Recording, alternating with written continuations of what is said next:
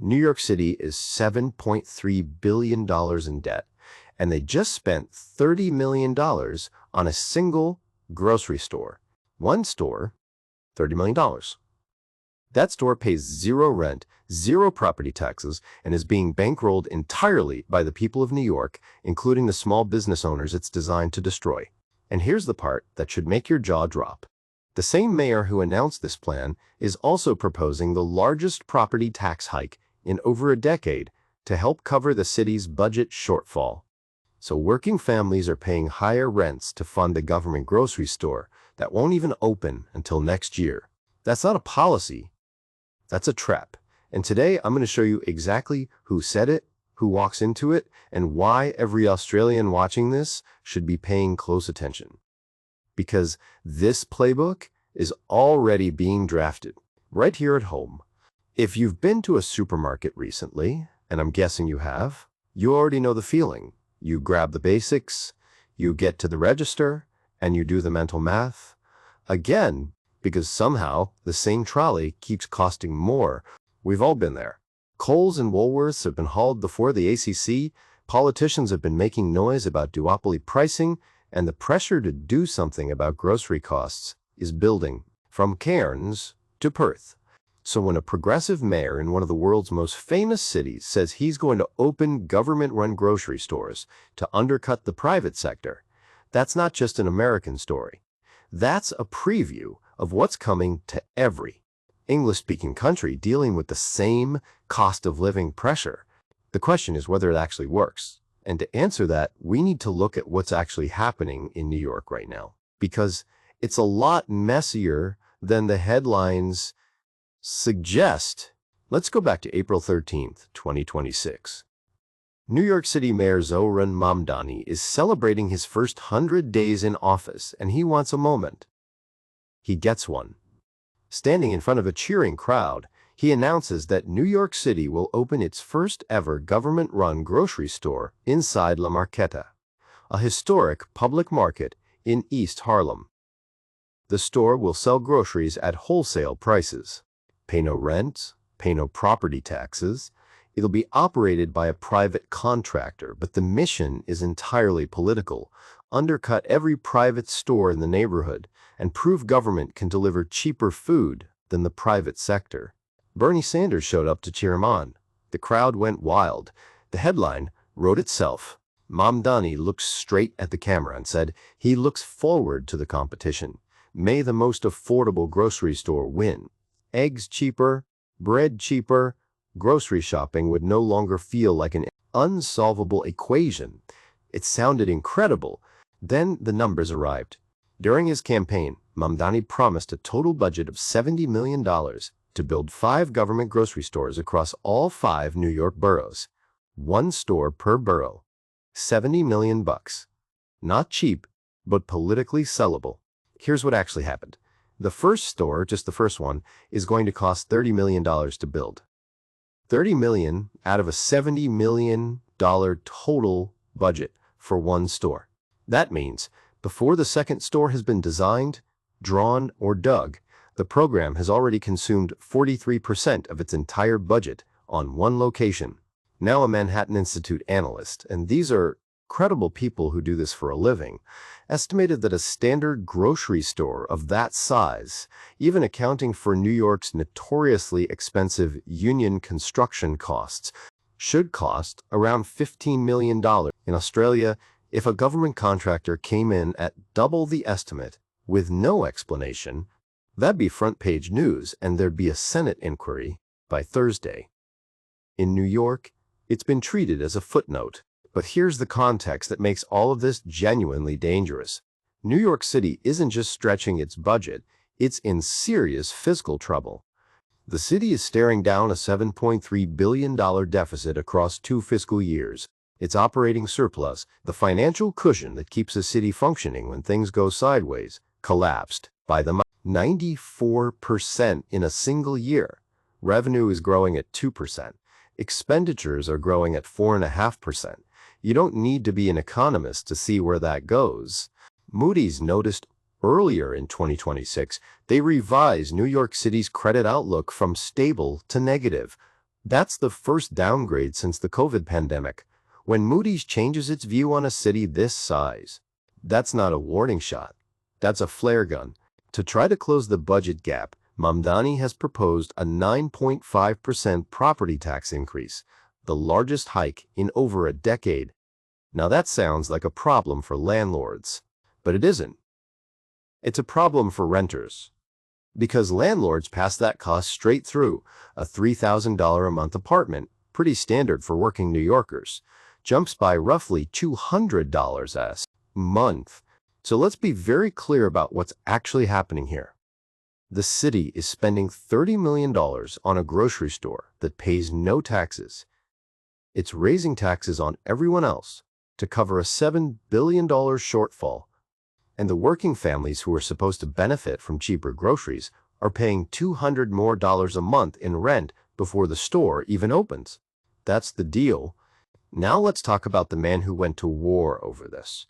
Because the way the story gets told, it's a billionaire throwing a tantrum. But there's more to it than that. John Katsimitis didn't grow up wealthy. He was born on a tiny Greek island, came to America as an infant, grew up in Harlem, and his dad was a busboy. He started stacking shelves at a grocery store while still at NYU. By 1971, he opened his own place on the Upper West Side, one store. From there, he built Red Apple Group into the largest independent supermarket chain in Manhattan. More than 50 stores, thousands of employees, a net worth of around $4.8 billion. The real casualties are the 25,000 small grocery businesses represented by United Bodegas of America. We're talking about bodega owners, many of them immigrants themselves, who they've spent years building something small and real in their communities. Their margins are razor thin. Grocery is brutal even when the playing field is level. Fernando Mateo, who heads United Bodegas, called the plan a disaster. He warned the government stores would just become jam-packed with long lines and chaos, not the solution anyone actually needs.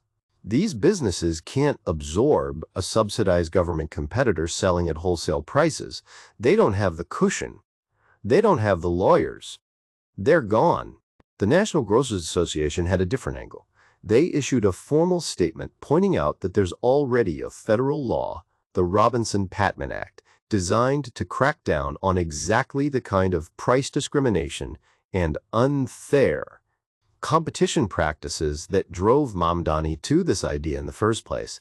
They're saying, enforce the law that already exists instead of building a $30 million store. That's a significant point. If you can fix the underlying problem using an existing legal mechanism, why are you spending $30 million on a new building? Nobody's answered that. Mamdani called Moody's downgrade premature and blamed the deficit on his predecessor, Eric Adams. His administration is banking on $5 billion in state aid from Albany. The governor hasn't agreed to it. That's a big number to be banking on without a commitment. The city's own comptroller, Mark Levine, said the city is simply spending more than it takes in. That's not a critic. That's the person whose job is to count the money. Here's what I think is actually going on beneath the surface. And this is the part mainstream coverage keeps skipping. The political framing is billionaire versus socialist mayor. That's a clean fight. It gets clicks, it generates heat on both sides, but it completely obscures who actually gets hurt. When Katsimitis closes or sells a Gristades, those stores don't disappear overnight. They get acquired, rebranded, or converted. He has options. What happens to the bodega on the corner of the block when the Fit City store opens up the street selling eggs below cost? That bodega closes. Those owners don't have a portfolio to fall back on. They lose everything they've built. And here's the historical context that's getting almost zero airtime.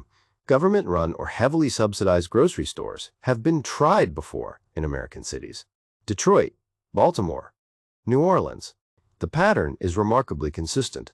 Costs come in higher than projected. Staffing is harder than expected at government pay scales.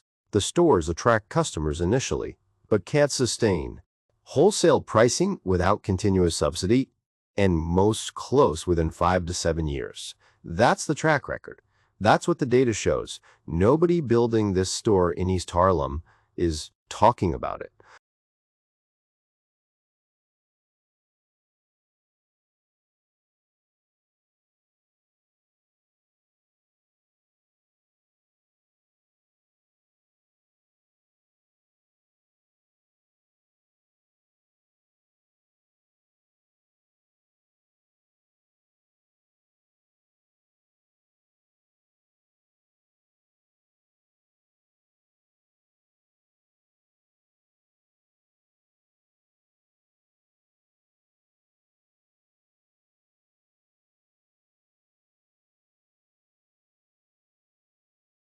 The store opens in 2027, probably late, probably over budget. Initial crowds are big. Mamdani gets great optics. For about 6 months, it looks like it's working. Then the operating costs start becoming public. Then the subsidy required to maintain wholesale pricing becomes a line item in a budget that's already underwater. Meanwhile, 2 or 3 years of competitive uncertainty has already caused multiple independent operators to either exit the New York market or quietly stop investing in their existing locations. The food deserts Mamdani wants to fix get worse in the short to medium term. Not because the government store fails dramatically, but because the private sector quietly retreats and isn't replaced fast enough. And then there's the tax situation. The property tax hike, if it passes, pushes more middle-class residents and businesses to make the decision they've been postponing. New York has already been losing population and tax base for years. This accelerates it. The tax base shrinks. The deficit gets harder to close. Moody's downgrades again. That's not a prediction. I'm pulling from thin air. That's the documented pattern of urban fiscal pressure combined with anti-business policy signals. We've seen this movie before. Who benefits? Not the people of East Harlem.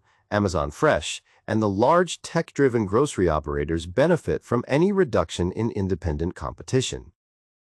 Commercial real estate in New Jersey and Florida benefits from every corporate headquarters that packs up and leaves. Franchise operators benefit if Katsimatidis converts his stores, extracting capital while reducing risk. The people who are supposed to benefit, working families in food deserts, are paying higher rent for a store that isn't open yet and may not survive long enough to matter. So why should you care about this if you're sitting in Melbourne or Brisbane or anywhere else in Australia? Because we're about 18 months behind this exact conversation. The ACC spent years looking into Woolworths and Coles. The findings were uncomfortable. Pricing practices that squeezed suppliers, margins that moved in ways that didn't match cost pressures. The political temperature around grocery affordability in Australia has been rising steadily, and both major parties know it's an issue that resonates. And here's the thing. When politicians in Australia eventually run out of investigations and inquiries and strongly worded reports that change nothing, the next step in the playbook is direct intervention, government competition, municipal stores, community-owned grocery cooperatives with public subsidy. It's coming. The NYC experiment is the test case that will either justify or kill that argument. If Mamdani's stores work, if they genuinely deliver cheaper food sustainably without destroying the private sector, Australian politicians will point to them. If they collapse in a mess of cost overruns and bodega closures, Australian politicians will try very hard to make sure you never hear about it. Either way, you need to know what happened.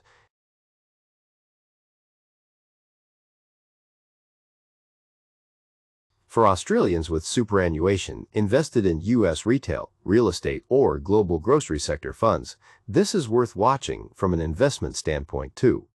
A significant private grocery exodus from one of the world's most commercially important cities affects property valuations, employment figures, and market dynamics that ripple outward. And if you own a small food business anywhere in Australia, a cafe, a deli, a local grocer, the structural question at the heart of this debate is one that could land on your doorstep. Can a government entity use public money to compete directly against you while you pay rent, rates, and taxes that it doesn't? In New York, the answer right now is apparently yes. In Australia, that question hasn't been tested yet. Here's the takeaway I want to leave you with.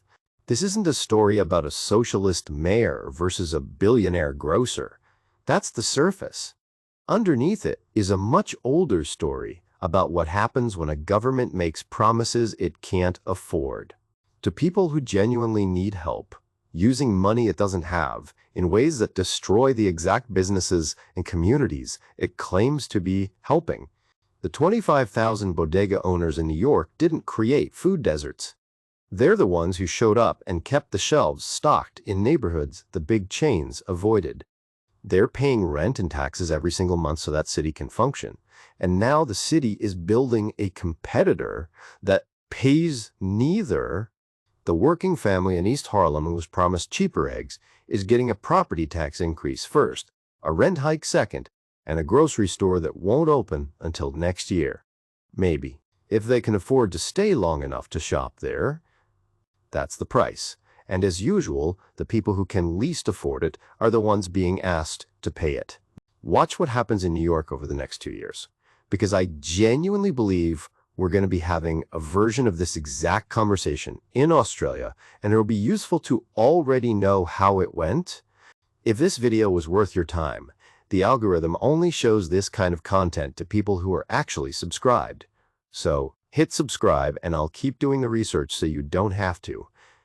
There's a lot more coming.